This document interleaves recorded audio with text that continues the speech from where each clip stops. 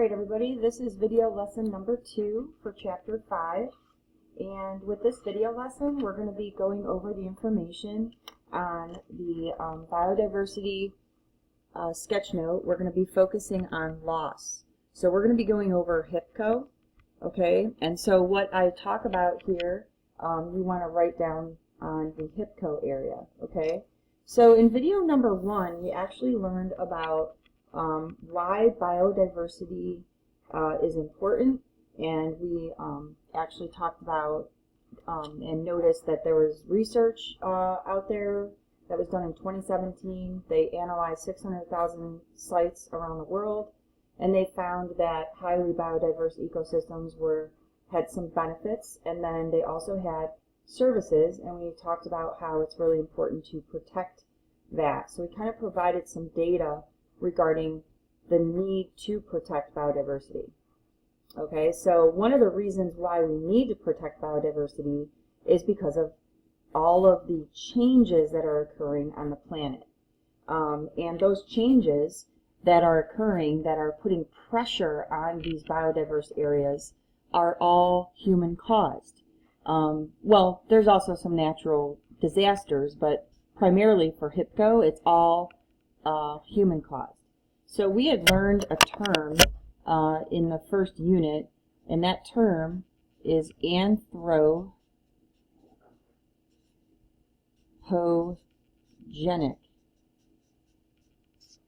Anthropogenic.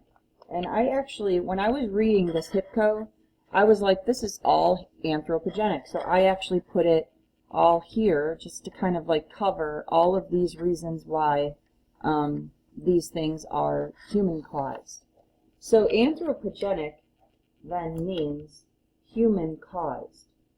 So what we're going to go over are the main pressures that have been put on the natural world and have led to the loss of biodiversity. So it's anthropogenic, which means human caused, okay, and these causes are all contributing to the loss of biodiversity.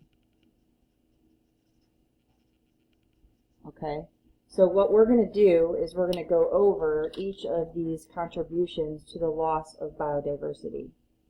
And these contributions actually may lead to another mass extinction. Okay, so it spells out HIPCO. On your sketch note, there's 2 P's. I'm actually going to try to figure out what that other P is because I've only been taught these. So I'll figure out what that other P is and I'll let you know. Okay, alright, so that first one we've talked about many times. And that first one is an H, which stands for many different things, but it's specifically habitat. And regarding habitat, it is like habitat destruction. It could be habitat degradation, habitat fragmentation. So essentially, there has been a loss in habitat, in natural habitat. Has human habitat increased? Most definitely. But natural habitat has become less and less over time since, you know, humans have kind of like spread and developed more and more land as the populations increase. Okay? So destruction means literally that. It's destroying it. Degradation is like making the habitat not as healthy. And so when it's not as healthy, it could lead to conditions that kind of allow for the proliferation of invasive species. And whenever I think of habitat degradation, I think about like maybe an area that's been clear cut adjacent to a road, and then there's like a ditch. And so that ditch will receive runoff from the street, and that runoff from the street can carry with it different pollutants. So let's say this winter we use a lot of ice on our roads, or no, we use a lot of salt on our roads, and that salt runs off and goes into the soil in the ditch. Eventually, over time, the soil becomes salinized. And so that salinized soil, which means a high salt content soil, is not within the range, the quality of that soil is not within the range of tolerance of native species. But, you know, we all know invasive species have a wider range of tolerance, so they would be able to survive in that salinized soil. And therefore, we provide an opportunity for more spread of invasive species. So we destroy habitat, we degrade habitat, and we allow for the continued spread of invasive species. Like, we're providing opportunities for invasive species to spread even more. Okay? And then fragmentation we learned about when we learned about the Lorax at the very beginning of the year. And I think about like a forest and how that forest becomes fragmented in maybe a couple pieces. So it's like they destroy or develop, I should say, you know, an area through the forest, separating the forest into pieces of whatever's left over. Okay, so this could be a highway here. This could be a parking lot. It could be a shopping plaza. And so what was once this vast forest that had all these species in it now is reduced to these little habitat islands, which is the result of fragmentation. So habitat islands. And if you remember, these habitat islands now have different abiotic pressures on them. Those abiotic pressures, if you recall, include now they have more surface exposed to human contact. There's definitely more sunlight reaching this area at the forest floor than it was before. And now it's pavement, so now that increases the general temperature around this area. It reduces soil moisture, because if there's higher temperature exposure, then that evaporates the moisture from the soil, so you have less moisture in the soil. There's increased stress from maybe human contact. There's also increased wind open to this outer surface now was once exposed. So if we were to like redraw these in the original forest, this would be where that one is. Maybe this one would be here, and then this one would be here. So these conditions that are deep in the forest were cooler. Maybe it had a higher moisture content because of the shade of the trees and the leaf litter. And that leaf litter restored nutrients through decomposition and the detritivores and soil organisms working on it, decomposing it. And now we're here, and over here, those conditions are definitely different, right? So there might be less nutrients in the soil as well, and so it's just all connected that way, okay? All right, the next one. The I stands for invasive species. We've talked about invasive species a lot, and invasive species are species that are not native to the area. And some characteristics about invasive species is that they have a wide range of tolerance. And so the range of tolerance is in relation to the abiotic factors that they can withstand. So things like pH, soil moisture, amount of sunlight, you know, those things, they're all non-living things. They also tend to be generalist, and a generalist species has a wide range of tolerance. So they can withstand change. They can still survive in degraded habitat. And so as a result, what we have done is we kind of set the stage for the takeover of invasive species through the degradation of habitat. So degradation, again, this sets the stage for invasive species taking over. Another thing too is that invasive species tend to have little to no predators. And so that pressure of putting a little bit of control on their numbers is taken out. So now they have like little to no predators, which means there's a high survivorship. Okay? The other one, P, stands for pollution. We've talked about this before. And pollution is in many forms. There's air pollution, water pollution, noise pollution, genetic pollution. What am I missing? I'm probably missing something. But out of all of these, pollution can be considered point source pollution or non-point source. With point source pollution, point source is a type of pollution that we can trace back. And this is good because this is manageable. So since we passed like the Clean Air Act, the Clean Water Act, we monitor and manage industry. And so the EPA, the Environmental Protection Agency, will enforce these laws and show up to industries and randomly take samples of their effluent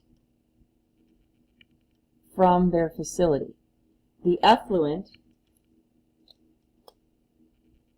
is, you ever see like smokestacks coming out of a factory and there's smoke coming out? That is effluent. Okay? Another example would be like a sewage treatment plant, which is a facility where all of our toilet water goes, dishwasher water, washing machine water. All of that goes in a sanitary sewer that goes to a facility that's usually next to a river. And this facility, this wastewater treatment plant, will clean it. And so the water that this wastewater treatment plant puts back out into nature, into the river, that is considered effluent. Okay? So this is effluent, this is effluent. The EPA monitors that to make sure that it doesn't go beyond the limits of what they're allowed to pollute. And so because that's coming from a specific area that is monitored and managed, it's traced back, and so therefore it is a point source of pollution. It's very easy to manage point source. Non-point source is the antithesis. Non-point source means it's a type of pollution that you can't trace back. So a perfect example of this would be like if you find a cigarette butt on the street. You can't pick up that cigarette butt and then look at it and see that it's like, you know, somebody's cigarette butt. You know what I mean? Like you can't trace it back to who did it. So that's an example of non-point source. Another example would be sediment pollution. Sediment is the #1 pollutant in our waterways. But we can't take a particle of sediment and trace it back to where it came from, right? So we have to think of other ways to manage non-point source pollution. And again, honestly, the easiest thing to do, this is like a blanket answer for many free response questions, like how do you enforce something? How can maybe society change? And the biggest thing to address that, how do you manage this and reduce it, this non-point source? Education.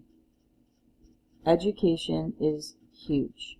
Okay, and so that's why, you know, this class, for example, you're learning things maybe you didn't know before. And so now, if you see someone throw a cigarette butt out the window of their car, you might think, well, that's not a good thing, right? And so that cigarette butt, we know, will go down the storm drain, go into a river. It does not get cleaned out of the system, okay? So that's, you know, connecting that to what's going on in the waterways is important. And again, that's through education. The C stands for climate change. Okay? Again, climate change is kind of like the greenhouse effect on steroids, right? You have greenhouse gases, in particular CO2. CO2 is that poster child greenhouse gas. CO2 comes from, remember, the combustion of fossil fuels or the burning of fossil fuels. You have to say combustion or burning, which produces CO2. CO2 is a greenhouse gas, therefore it holds heat, right? And so, since it holds heat, it's therefore leading to a general trend in an increase in the Earth's climate or temperature. And when you have an increase in temperature, there's all kinds of things that can happen. One is an increased evaporation of water, right? Most of the planet is water, it's ocean. So therefore then that leads to an increase in mass in the atmosphere. And if there's an increase in the mass of the atmosphere regarding water, and again it's in the form of a gas, that leads to an increase in severity of storms. You know, things like hurricanes, right? Tropical depressions and tropical storms. That leads to also an increase in temperature, also leads to an increase in the ice caps melting. And if that happens, which it is, with those ice caps melting, that leads to an increase in flooding of shorelines and coasts. Okay? That leads to, you know, it just leads to more and more and more. And it leads to like the snowball effect of many more changes that happen after.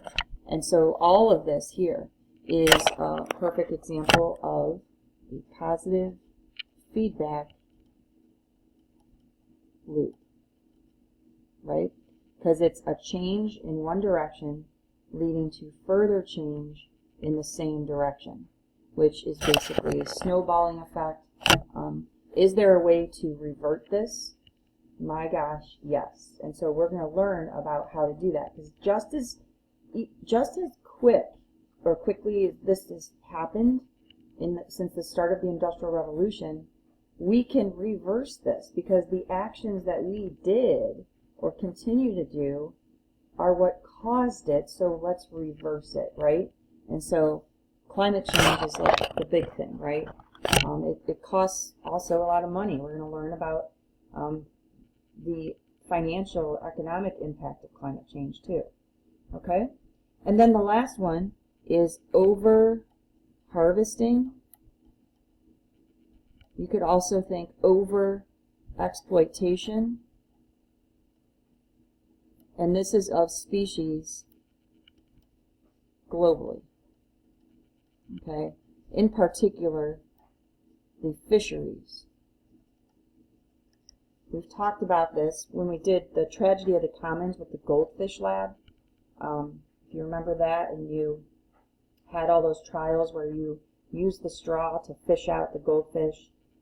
Some people got more than others, and then you realized if you manage that resource, everybody could sustain themselves and have that resource for generation after generation.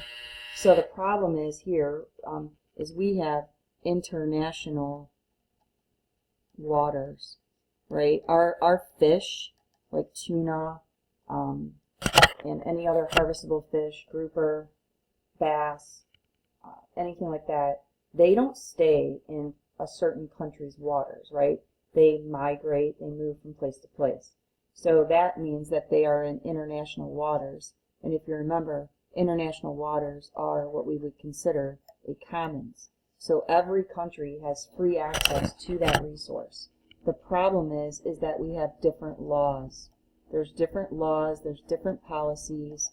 There's some countries that sign treaties, there's some that don't. And so it just causes confusion. We don't know for sure, like, the exact number of individuals of a species. And so we try our best as scientists to try to figure that out and work internationally to address that.